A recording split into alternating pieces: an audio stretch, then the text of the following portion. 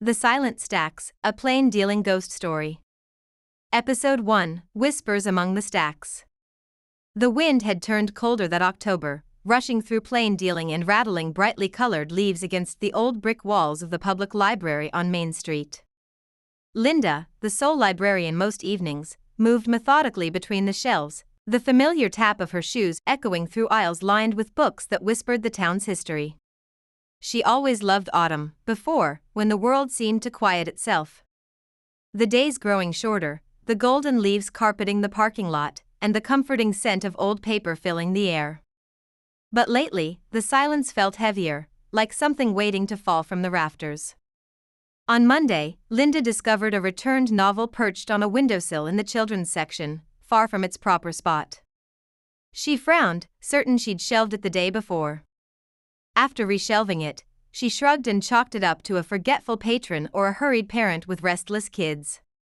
Tuesday morning, she found 2 books nudged to the edge of the checkout desk, their pages crumpled as if someone had rifled through them, though Linda knew she'd left everything tidy the night before. Those were the easy things to brush aside.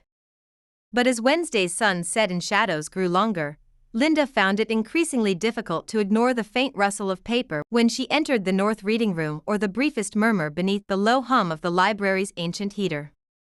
Sometimes, the smell of old cologne drifted through the air, a scent reminiscent of cedar and pipe tobacco, just for a second, gone before she could pinpoint where it came from. It reminded her of her father, who'd passed many autumns ago, and she found herself shivering, wrapped tighter in her cardigan. By Thursday, Linda's unease grew. She'd always considered herself practical, fond of checklists and routines, but the peculiarities unsettled her more than she'd admit.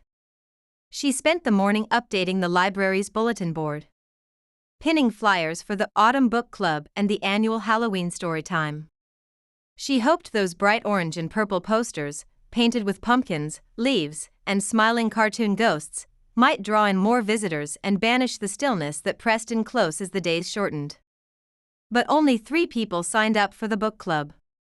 1, a regular, canceled almost immediately, muttering about how different the library feels at sunset these days. The remaining attendees promised to come, if their schedules allowed.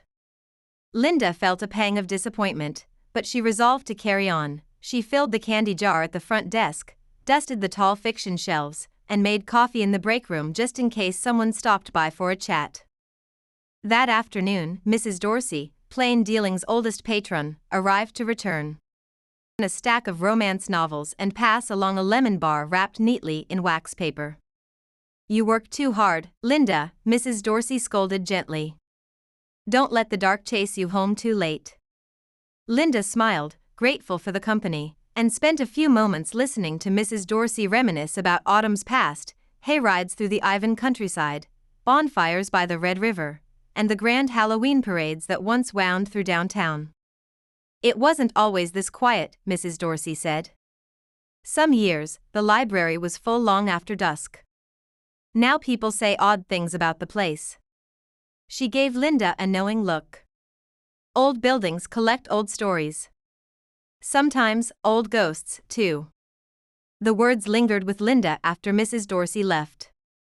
As dusk deepened, she walked the aisles a final time, straightening chapter books and collecting stray bookmarks. A draft stirred the hair at the back of her neck. She spun around, certain she'd glimpsed movement, a flicker just beyond the large wooden doors of the genealogy room.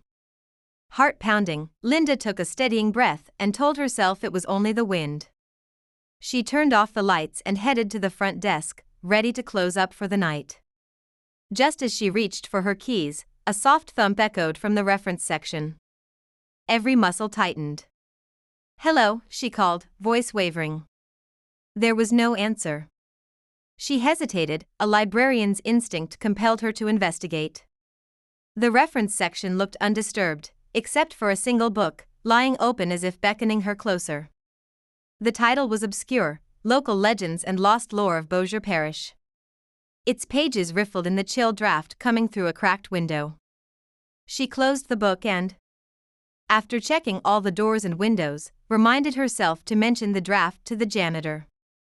As she gathered her things, Linda noticed something odd in the donation bin, a pale scrap of paper poking out from a thick mystery novel. She pulled the book free and carefully withdrew the note, her hand trembling, half expecting a list of suggested reads or a child's doodle. But the handwriting was unfamiliar and the message chillingly simple: "I'm lonely, Linda." The ink had faded to a soft gray. The looped letters unlike any she'd seen in the circulation forms. Linda's breath hitched, the echo of a whisper washing through her memory. Had she really heard someone say her name, or was her mind playing tricks after so many long nights alone? With forced calm, she slipped the note into her pocket, resolving to examine it again in daylight. The rest of the evening passed in a haze. Linda double-checked each aisle, unsure whether she hoped to find someone or prove herself alone. The stacks stood in silent judgment. Their stories pressed tightly between covers, concealing secrets as the darkness outside thickened.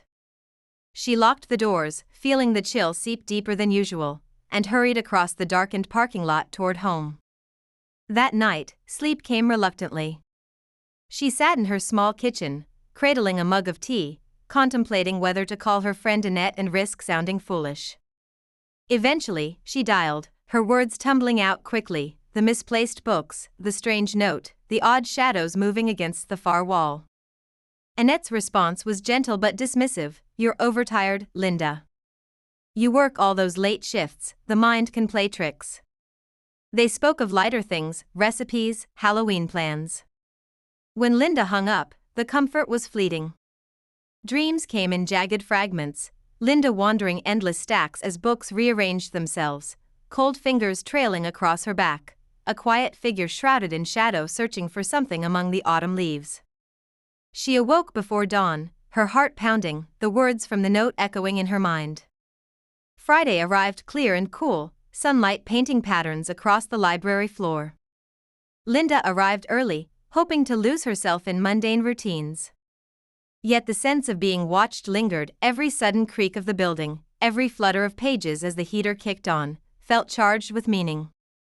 Twice, she caught glimpses of movement reflected in the glass of the unlocked doors. Each time, the entry was empty when she checked. Unable to concentrate, Linda fetched the note from her bag and tried comparing the script to names in the library's old register book, but none matched. Was it the prank of a town kid? Or something older? Another book, this one never checked out, only used for genealogy research, lay out of place in the family history section.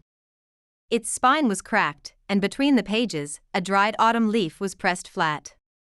As the day faded, Linda glanced gratefully at the small group gathered for the children's story hour, voices bright and laughter easy.